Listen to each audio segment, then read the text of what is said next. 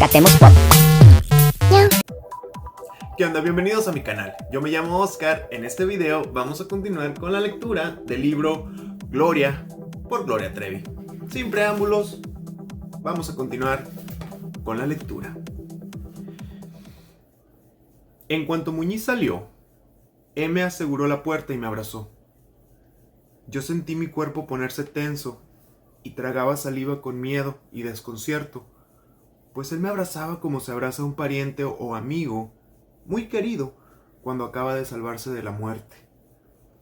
Separándose un poco, me dijo que había estado muy preocupado por mí durante la rebelión, que estaba enamorado de mí, que había tenido miedo de que me hicieran algo y se mostró preocupado y afectivo. Me repitió lo que ya antes me había comentado, que Marcelo Borelli debería estar muerto porque un bicho de esos no presta. Volvió a abrazarme. Le pregunté cuándo me iba a ayudar, cuándo cumpliría su promesa, y me dijo que eventualmente. Me empezó a besar, me colocó de espaldas a él y me puso sobre la mesa. Yo, con las manos esposadas, volteé a verlo. No recuerdo bien cómo regresé a mi celda. Estaba en shock. Venía del susto de la rebelión y hacer eso me hacía sentir sucia y estúpida.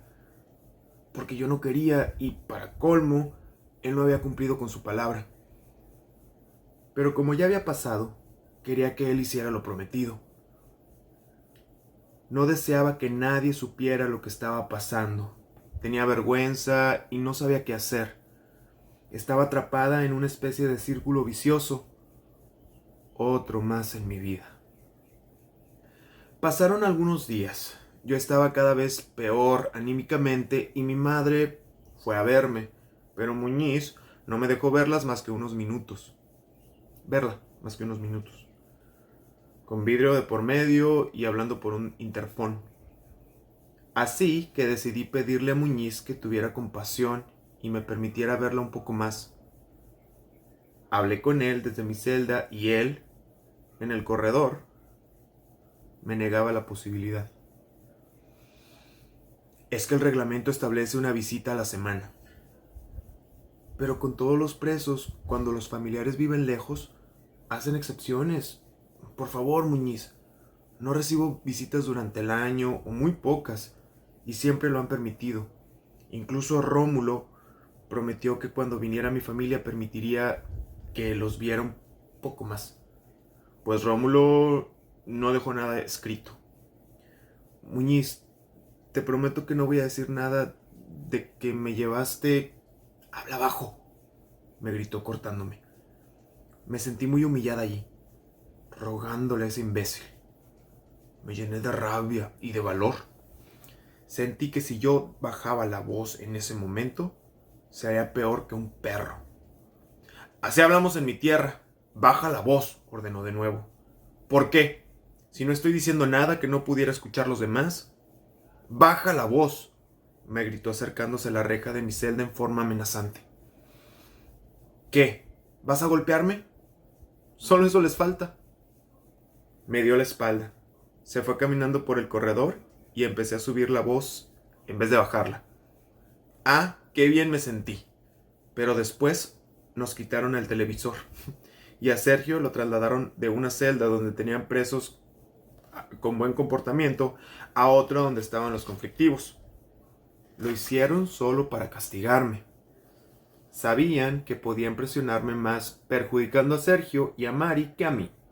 Y por supuesto, no me dejaron ver a mi madre, la cual tuvo que regresar a Estados Unidos sin saber lo que pasaba conmigo. En la custodia, afortunadamente quitaron del cargo a Muñiz, que estaba provisionalmente, y pusieron una ronda de guardia a hacer la custodia. Es decir, un equipo diferente cada 2 o 3 días. O un día sí y un día no. Una semana unos, una semana otros. Ya ni sé quién. Y ya ni sé bien. Porque era un revoltijo sin pies ni cabeza. Y por el otro lado, yo necesitando de la embajada para dar y revocar poderes, pero siempre tenían pretextos para retrasar las cosas. Mientras, era bárbaramente robada en México. Carla cobraba mis regalías y trataban de vender el terreno con el que deberían garantizar el pago de mi trabajo de años. Descubrí la crueldad y la hipocresía humana. Liliana, descaradamente, se unía a las otras en programas de entrevistas y aparecían todas cínicamente en programas de polémica como el de Cristina. Y se paseaban por Miami exhibiendo a sus hijos como si fuera un orgullo formar parte de un escándalo que ellas mismas provocaban, aumentaban y ensuciaban. ¡Qué vulgares! A finales de mayo, después del expediente, uno de los policías que ahora atendían esporádicamente la custodia y del cual no conocía el nombre, me sacó de la celda y me llevó con M, dejándome a solas con él. Me dijo M que no podía dejar de pensar en mí. Y me tocó. Apenas pude decirle que no quería y empecé a llorar. Sentía como si me fuera a desmayar, me sentía débil ante tanta injusticia, humillación y horror. No era él, era todo. Me puso en el piso. Incluso me cubrió la cara con la camiseta que yo traía puesta. Pero notó que estaba muy desesperada, peor que nunca.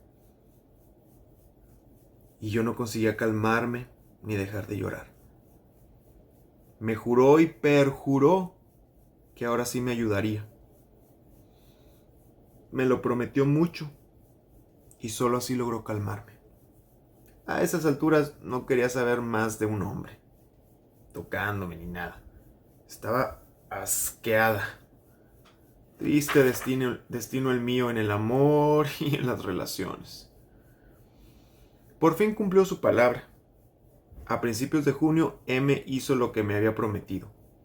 Tenía como 2 meses sin que me llegara mi periodo menstrual. Me temía estar embarazada, pues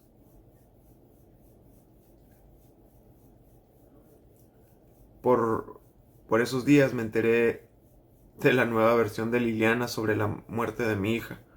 Y me enteré también de que esas mujeres habían entregado fotos y ropas de mi niña para exhibirlas en el programa El Ojo del Huracán.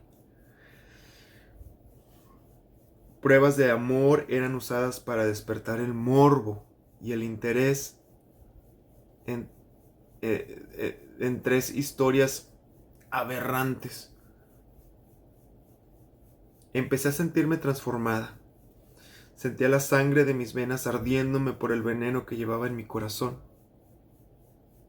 O que llevaban a mi corazón. No conocía el odio hasta entonces. Nunca antes había odiado a nadie. En ese momento entendí el significado de lo que dice la Biblia. Al que haga caer, aunque sea el más pequeño de los míos, más le valdría ponerse una piedra en el cuello y arrojarse a lo más profundo del mar. Lo que esas personas me habían hecho era peor que si me hubieran matado. No solo era mi cuerpo, sino mi alma la que sentía perderse en ese sentimiento horrendo que sacaba de mi boca. Que secaba mi boca. Sentía que me estaba momificando, consumiendo, y sentía más odio por odiar. Durante algún tiempo fui incapaz incluso de tomar la Biblia y abrirla. Llegaba a mi mente la idea de matarme de forma obstinada. Con las navajas de afeitar, podría hacerlo de noche mientras Mari dormía o rezaba. Ya no me importaba nada. Ni esperanzas, ni orgullos, ni afectos. No quería vivir más. No quería ni pensar si era pecado o no. Si finalmente le daría gusto a mis enemigos. Tanto decían que según me quería quitar la vida, tanto que me habían inducido a hacerlo con su persecución, que la verdad ya no me importaba. Y si me pudría en el infierno, de seguro también tendrían que dar cuentas de mi alma y la de ellos. Los odiaba tanto. Mi niña. Solo estaba esperando que llegara el día en que tuviera otra vez mi periodo menstrual. Ese día me mato. Pensaba tragándome lágrimas saladas y amargas, recostada en la cama con el cuerpo más muerto que vivo. Pero pasaron unos días, unas semanas. ¿Por qué no ocurría? Ese día sentí el alma y el cuerpo separados, abominándose. Consideraba a las queridas de Sergio seres diabólicos, y pese a no creer en la versión de Liliana, me sentía muy sacada de onda con Sergio. Porque había confiado en Liliana. Porque había dejado que esa mujer estúpida se llevara a nuestra hija. Liliana nunca había sido capaz ni de hacer bien la compra de un mandado. Sabía que ella mentía, pero ¿por qué había confiado en ella? Mi hija. Nunca recuperaría a mi hija. Qué veneno me consumía. Entre sus macabras historias y las cositas de mi niña que Liliana mostraba en TV Azteca, destacaba una cruz con la que me dijeron que la niña había sido enterrada. Ahora, según ella, mi niña había sido arrojada a un río en una bolsa de plástico. Ni siquiera una señal cristiana. No creía en esa versión, pero algo me mataba. La cruz que mostraban se veía sucia, sin brillo, como si hubiera sido desenterrada. ¿Por qué rayos esas personas daban la nota casi 6 meses después de haber anunciado públicamente que tenían una macabra noticia? ¿Qué habían venido a hacer en enero a Río y por qué dejaron pasar tanto tiempo? Patricia había dicho públicamente que sabía dónde estaba mi hija y que si yo volvía a México, lo diría. ¿Qué hicieron con mi hija? ¡Qué odio! Y cómo me odiaba a mí misma por no haber tenido la fuerza de espíritu ni mental para acompañar lúcidamente a mi niña, para protegerla de las bárbaras acciones y palabras de esas mujeres. Me odiaba y me deseaba la muerte con ese cuerpo que sentía las estúpidas y egoístas manos de M. Quería aullar, pues no me consolaba ningún afecto, ninguna persona. Sentía a mi familia sufriendo tanto por mi causa, que no por mi culpa, y pensaba que todos estarían mejor sin mí. Pero no me llegaba. Era tanta la negatividad de mi ser que necesité abrir la Biblia. Por primera vez en muchos días lo haría. Pues no sé cómo explicarlo, pero para no perder la fe, preferí dejar de rezar. Así al menos tenía la excusa de que Dios no me escuchaba y que no escuchaba de mis labios la injusticia que estaba sufriendo. Y por otra parte, creo que ver a Karina con la Biblia bajo el brazo y saberla en el programa Otro Rollo dándosela de predicadora, pero destilando odio, mentiras y crueldad, me provocó un sentimiento adverso a las actitudes hipócritas. ¿Cómo leer la Biblia o rezar si me sentía francamente incapaz de perdonar lo que habían hecho con mi hija, con su memoria, con sus cosas? Peor en ese momento, casi la muerte. Sin embargo, alcancé a reconocer en el fondo de mi ser que todavía había alguna luz. Me sentí extrañamente inclinada a abrir la Biblia y al abrirla, al azar, me mostró el canto de Ana. Era el agradecimiento a Dios de una mujer estéril que le había pedido un hijo y él se lo concedió. concedió. Mi corazón se emocionó. ¿Ana? Abrí la Biblia nuevamente y apareció ante mis ojos Isaías 54, que en su totalidad me llenó de ilusión, esperanza, gratitud y emoción. Un fragmento dice: Canta estéril tú que no dabas a luz, pues te extenderás a derecha e izquierda, y tu descendencia gobernará las naciones por unos instantes. Con ira te negué mi rostro, pero hoy te recojo con infinita piedad y con amor que no tendrá fin. Al terminar de leer todo Isaías 54, lloraba emocionada y feliz. Cuando abrí otra página de la Biblia y leí la Anunciación, ya no tenía dudas. Supe que estaba embarazada. ¡Qué locura! En mi situación, y pese a las circunstancias, sentí materialmente cómo mi ser se regeneraba en esos segundos de comprensión. ¡Un milagro! Dios me mandó una caricia. De repente estaba ahí el motivo para vivir, para luchar, para soportar por lo menos durante algunos meses una vida en mi vida. Tenía la bendición y la encomienda de Dios para estar en este mundo. Sentí que perdonaba todo y a todos. Era tanta la creencia en mi embarazo que tuve miedo de estar soñando.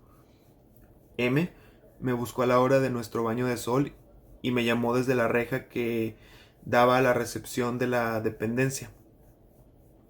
Me acerqué y él me saludó discreto pero con aire de héroe. Al fin y al cabo había cumplido su palabra y empezó a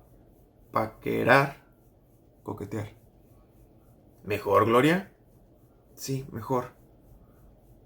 Yo con mucho trabajo y extrañándote, ¿sabes? Aquel día tal vez no lo notaste, pero yo sí te vi y me preocupé. Quisiera que pudiéramos hablar en privado porque aquí al lado, ya sabes, ¿no? Estoy embarazada. Le dije lo más seria posible y él se cayó de los 2 escalones que daban a la reja. ¿Qué? ¿De quién? ¿Estás segura? Pero, ¿cómo? ¿Que no tenías problemas? Estaba pálido. ¿Qué vas a hacer? ¿Qué vas a decir? Nada. Yo creo que si Dios quiere, antes saldremos libres. Hablaba sinceramente. Mi madre acababa de contratar nuevos abogados y empezaban a aparecer nuevas esperanzas por todos lados. Trataré a toda costa de evitar escándalos. Estoy cansada. Gloria, por favor. No puedes contar lo que pasó, por favor. Te lo prometo, ¿ok? Te doy mi palabra. No contaré nada. Créeme que no contaré nada. Le dije lo más convincente posible. Luego les conté a Sergio y a Mari mis sospechas, pues todavía no tenía confirmación clínica y a toda pregunta de ellos respondí con evasivas. No obstante, un día me salió un poco de sangre. ¿Sería posible que me hubiera equivocado? Conseguí una cita con mi ginecóloga. Coincidentemente, ese día, Cecilia Soto, la nueva embajadora de México, iría a llevarnos por fin unos documentos. Apenas si la saludé y me llevaron a la doctora. Lógicamente, para mí, era 1000 veces más importante esa cita. Tenía meses de no ver a la médica, una mujer joven y simpática que trataba de atenderme digna y humanamente y solicitaba a los policías que no presenciaran los exámenes ginecológicos, por lo que solía esperar detrás de la puerta. Solían esperar. En cuanto tuvimos un poco de privacidad, le dije lo más bajo que pude. Creo que estoy embarazada. ¿Cómo? ¿Tienes visita conyugal? No puedo contarte. Y es mejor así. ¿Tu problema hormonal es muy difícil, Gloria? ¿Tomaste el medicamento para regular? No, no me lo dieron. Tuve un problema con uno de los guardias. Entonces tal vez es eso. Como no has tomado el medicamento, no has corregido el problema y puede darse el caso de que por el estrés y lo delgada que estás, tengas un retraso. Todo esto lo decíamos en voz baja, mientras preparaba ella el aparato de ecografía. Sin embargo, cortó la frase al deslizar el aparato y descubrir algo grande. Sí, ahí estaba. ¿Estás viendo eso? Estoy, le dije sonriendo y llorando de emoción al ver por primera vez al bebé de 8 o 10 semanas perfectamente reconocible. Y descubrí algo grande. Sí, ahí estaba. El pequeño ser se movía dentro de mí. Estaba embarazada. Por esos días llegó una nueva presa, Leda, una mujer gorda acusada de estafa. ¿Cómo esconder mi embarazo? Tenía dos opciones: mantenerme muy delgada o engordar mucho. Adelgazar embarazada podía ser malo para el bebé. Mejor subí de peso, así la panza pasaría por gordura. Empecé a comer mucho por ahí del cuarto mes. Nada de que salíamos libres y el embarazo empezaba a notarse sin ropa. Tenía pánico de sufrir una revisión. De M ya no sabía nada. Y uno de los días, en la madrugada, me despertó el sonido de unas llaves y el ruido de pasos. Eran guardias trayendo a Marcelo Borelli. ¿A esas horas? ¿De dónde? Me dio la impresión de que estaba lastimado, golpeado, pero no pude ver bien y mejor que no me vieran a mí. Me quedé quieta en mi cama para mejor no moverme. Al día siguiente abrieron la celda de los hombres para el baño de sol. Claicide había asumido el cargo de la custodia, pero luego percibí algo raro. Liberaron el corredor, lo cual hacía meses no sucedía. Se escuchó el rechinar de tenis y zapatos en el suelo. Varios presos corrieron. Uno de ellos organizaba y daba órdenes a los otros, y el que organizaba llegó a nuestra celda y me dijo: no te preocupes, no es con Sergio, te doy mi palabra. ¿Qué van a hacer? Leda empezó a llorar y escuchamos a alguien gritando: van a matarlo. ¿A quién? Ayer me avisaron los de mi cuadrilla que hoy matarían a alguien. ¿Por qué no nos dijiste? Porque si ustedes llegaban a soplarle a los policías, luego también se las llevarían. El hombre gritaba horrendamente mientras se escuchaban los golpes de varios presos propinando al que estaban ejecutando. Sí, era una ejecución. El hombre gritaba, pero nadie venía a ayudarlo. No venían los guardias, no venía nadie. Mari, desesperada, se acercó a la reja y gritó: ¡Ey! ¡Claicide! ¡Ey! Mari, cállate. Ven, le dije. Me había dado cuenta de que todo estaba armado. La policía estaba de acuerdo. Eran minutos de golpiza, de tortura, de gritos. El olor a la sangre inundaba el ambiente. Yo soy hombre, fue lo último que escuché gritar al preso. Claro que entendía Mari su grito y deseo de ayudar a la persona que estaban matando. No sabíamos quién era la víctima, pero no hacía diferencia, era un ser humano. Pero, por otra parte, hay algo que se llama instinto de supervivencia. Si gritábamos, nada nos garantizaba que no fuéramos las próximas. Además, tenían a Sergio a su merced y era evidente que no gritaríamos más fuerte que el desgraciado y que incluso, gracias a las cámaras del corredor y del patio, estaban más que enterados. El hombre dejó de gritar y escuché que lo sacaban al patio. El olor a sangre era abominable. Habían pasado 20 minutos de que iniciara el linchamiento cuando claramente se escuchó una voz por la bocina del pasillo: ¡vuelvan a sus celdas! Todos regresaron a sus celdas y llegaron guardias a cerrarlas. Pasó más tiempo, calculé unos 40 minutos. Era evidente que el hombre se desangraba en el patio. Llegaron los hombres con una camilla y una bolsa de plástico negra. Venían a recoger el cadáver. Pasaron sin prisa y regresaron corriendo. Pero poco después pasaron otros que parecían doctores o paramédicos con el hombre que había sido golpeado. Tenía la cara...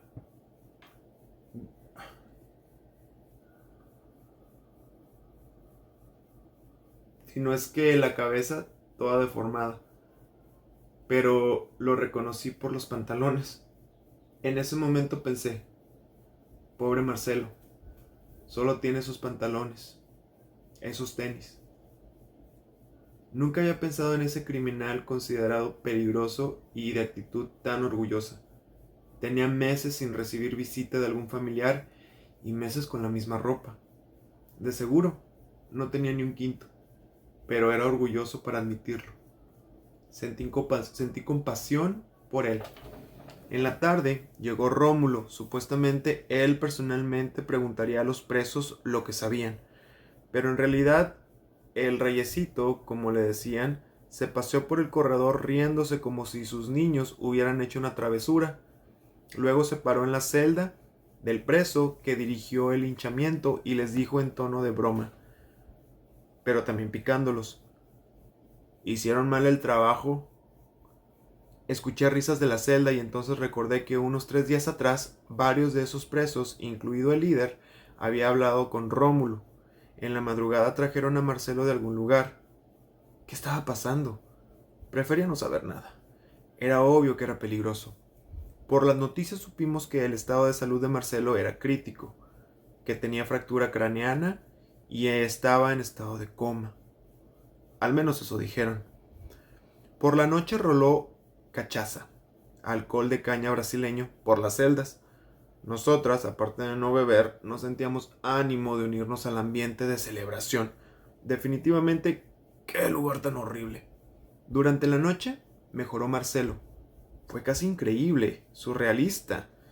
En la mañana, poco después de que soltaran a los presos para su baño de sol, pues curiosamente, pese al hinchamiento, no hicieron revisión, ni quitaron televisiones, ni pusieron ningún castigo, lo vimos regresar caminando con la cabeza enorme y mal vendada.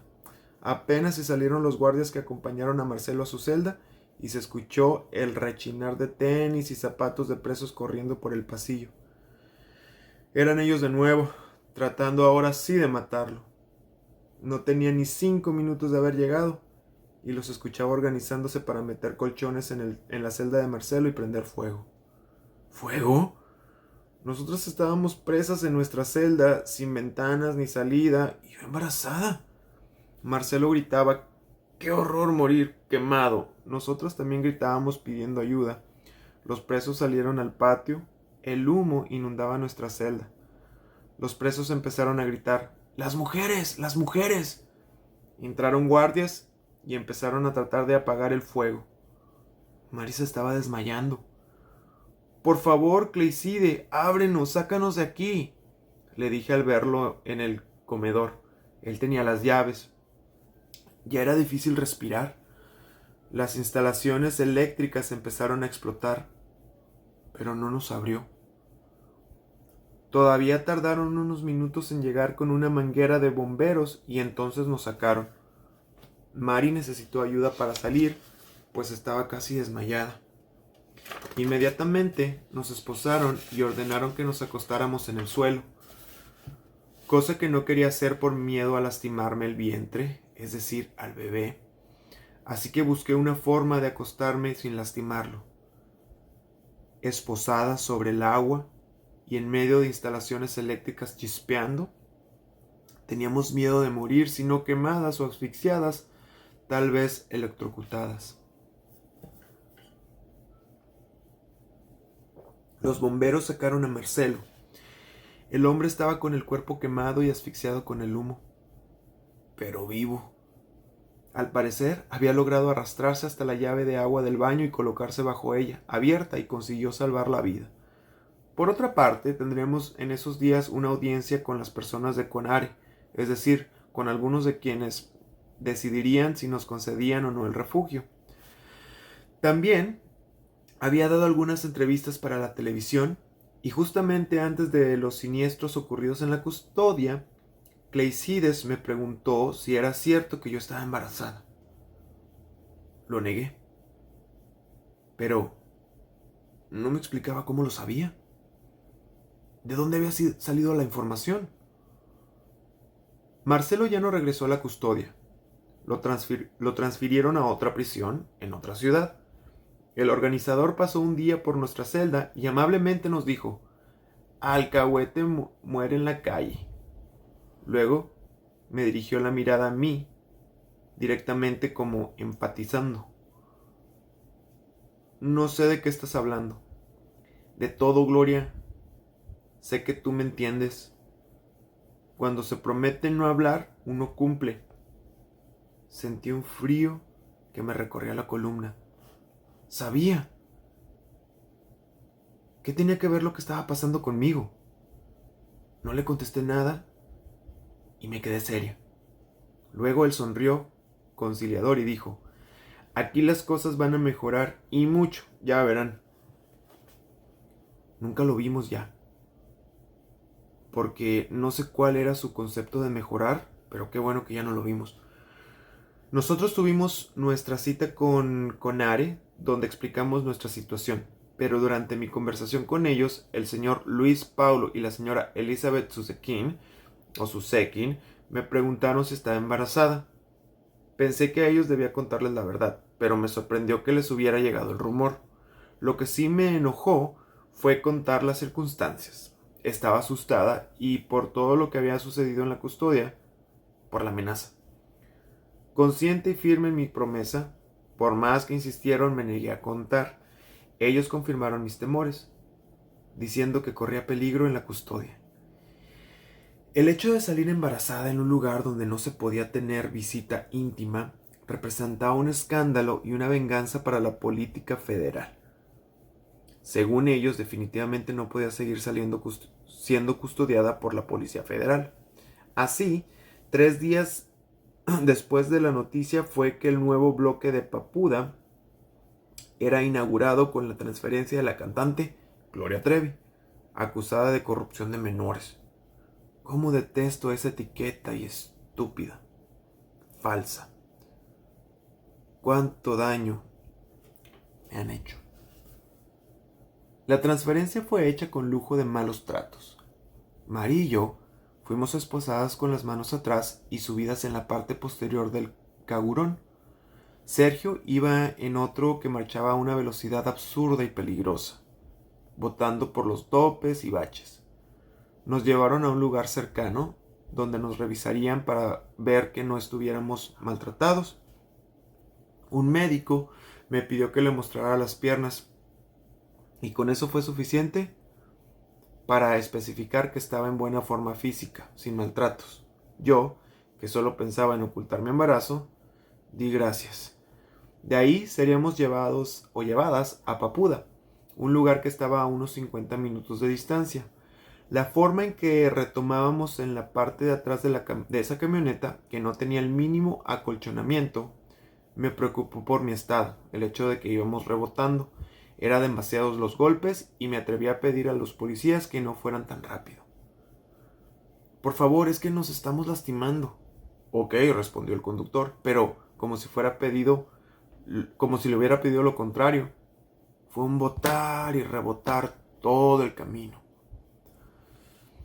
Tratando de proteger al bebé como pude, me recosté de lado, evitando los golpes que habría sufrido sentada y que son peligrosos para una mujer o para mujeres en mi estado, pues un sentón puede dislocar la cabecita del bebé. Y esa carrera absurda saltando sobre todo tipo de baches, banquetas y topes, y yo con las manos esposadas atrás y en ese cajón de metal, parecía adrede. Al llegar a Papuda, los federales avisaron a la policía civil que se encargaría de la custodia, que no era necesario que nos revisaran, pues ya lo habían hecho. Otra vez di gracias y pensé que había sido un acto de caridad para evitarnos la humillación, pues la realidad era que no habíamos sido revisadas. No quería que se supiera de mi estado, lo cual era muy difícil de ocultar sin ropa. Más tarde, en la celda, descubrí que tenía varios moretones en el cuerpo provocados por el traslado. Tal vez el pedido de que no fuéramos revisados no había sido el acto caritativo y humano que yo había imaginado. Papuda es un lugar horrible. Las condiciones eran sinceramente peores. No podíamos tener televisor como cualquier otro preso. Incluso los condenados pueden. La visita solo podía llevar 6 piezas de fruta por persona. Frutas pequeñas como manzanas, naranjas, peras. Claro que pensé en la posibilidad de que me llevaran una piña, una sandía, un melón, pero no se podía. Y galletas, solo eso, ningún otro tipo de alimento. Solo podíamos tener un libro por celda y 4 cambios de ropa por persona. Las únicas cosas que parecían mejores era que las luces se apagaban en la noche y que teníamos ventanas. La desventaja era que las ventanas no tenían vidrio y sin luz en la celda era un infierno sentir el enjambre de zancudos atacándonos, zumbando y picando. Yo me daba golpes en el cuerpo para ver si les atinaba. Y les atinaba. Al amanecer, encontraba varios embarrados en mi cuerpo. Cómo detestaba esos mugrosos insectos. Solía esperar despierta a que amaneciera para cazar a los desgraciados antes de que se salieran todos empanturrados de tanto chuparnos la sangre. Se parecían a algunas mujeres que conocí alguna vez. Así que no iba a dejar que estos también me chuparan la sangre y se fueran bien contentotes. En cuanto empezaba a distinguirlos, les pegaba una correteada y llegaba a matar 30 40 en unos minutos. La pared de nuestra celda estaba llena de manchones de sangre. ¿De los mosquitos? No, nuestra. Pues nuestra era la sangre que se habían tragado. Fue cuestión de días que estallara el escándalo de mi embarazo y que mi panza fuera visible. No obstante, me llevaron a hacerme una ecografía para afirmar y confirmar mi estado. Claro que nadie se preocupaba por el prenatal ni nada. Y le encasquetaban la paternidad de mi hijo a Borelli, a Sergio y remotamente a algún carcelero.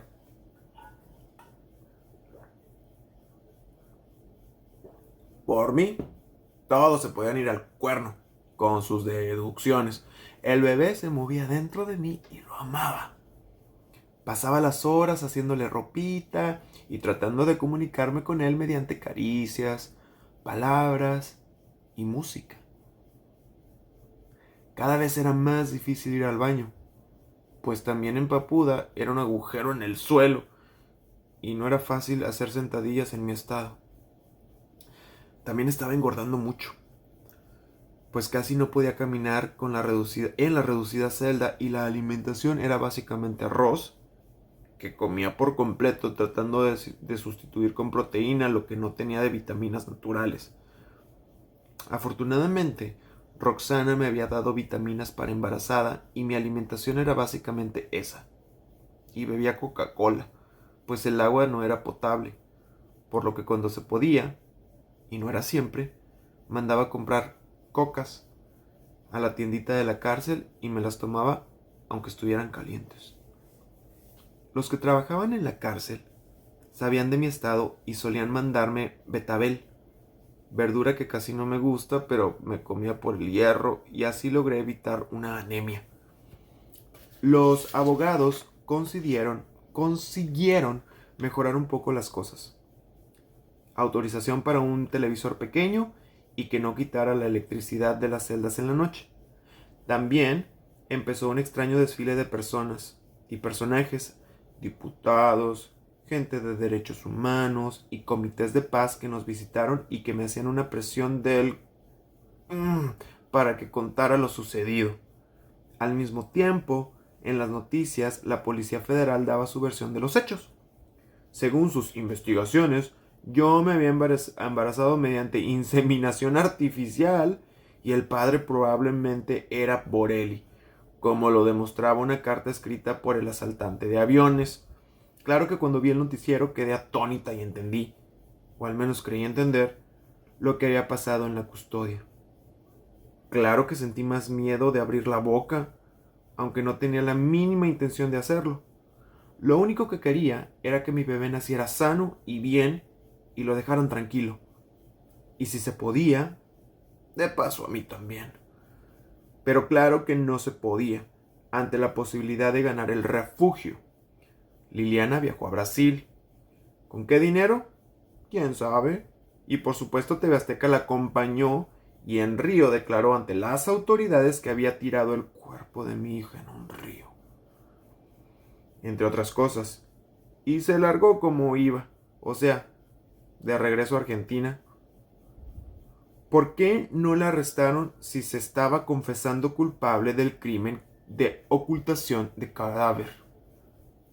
¿Quién sabe? Pero de que estaba bien asesorada, no cabe duda.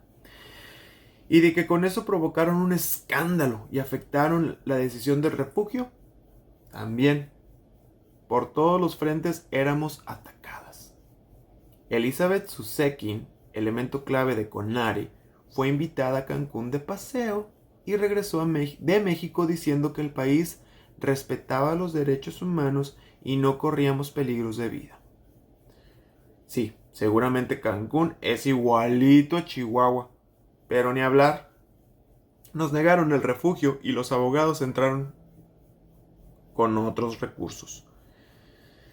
El día 26 de diciembre, después de otra Navidad presos, tratando de darle importancia al día por su significado, a nuestra pobre manera, llegaron personas de la dirección.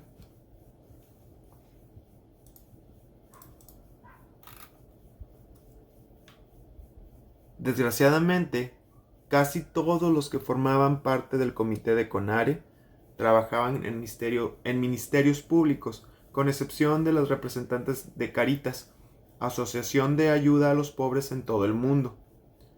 Alguna vez en México, cuando me encontraba en el pico de la fama, Carlos Amador, director de Televicine, me invitó a participar en un comercial de cine para pedir al público que cooperara con la asociación y también para asistir a un acto. Y en mi revista mandé a hacer un reportaje de la asociación. Esto lo hice sin cobrar, como hice en otros casos referentes a ayuda social, actos considerados caritativos, donaciones a asilos y orfanatos que nunca quise hacer públicos y solo comento aquí porque considero bonito lo que sucedió con Caritas. Por lo que habían dicho en los periódicos de que en México estaba prácticamente excomulgada y sabiendo que la asociación es en esencia católica y que el director en Brasil era un sacerdote, temí que me dieran la espalda. Por el contrario, fue muy hermoso recibir al padre Ubaldo en Papuda, confesarme y comulgar después de tanto tiempo, recibir palabras de aliento y consuelo del representante de mi iglesia, que me prestaba su hombro para apoyarme en esos momentos difíciles. Sé que mi imagen era patética con el cuerpo hinchado por el embarazo y la alimentación, con ropa vieja y gastada. Uno de mis 4 cambios, lavado y relavado. Hice un triste intento de verme no tan mal vestida y mostrar dignidad, sin gota de maquillaje. Eso está prohibido en Papuda, con los cabellos opacos por el agua sucia con que tenía que lavarlos y los ojos ansiosos y tristes, como los vi reflejados en un espejo que tenían los policías en el cuartito que permitieron que hiciera las veces de confesionario. No parecía una pop star. Sergio lloró al sentirse escuchado por Ubaldo. Sergio, también con ropa vieja, sus zapatos sin agujetas, delgado, Mari flaquísima, pálida y con los ojos cansados de tanto llorar.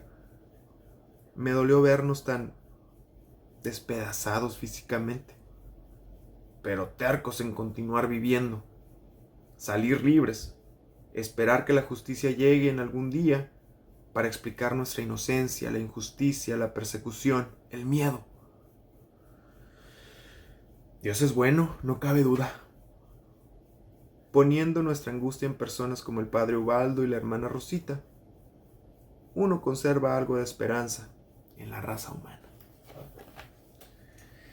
Muy bien, Pues si les ha gustado la lectura de el penúltimo capítulo del libro, no olviden que pueden compartirlo con alguien a quien le podría interesar, darle like al video, suscribirse al canal y activar la campanita para que podamos terminar de leer esta pieza de literatura pop. Yo me llamo Oscar y aquí ando. Bye.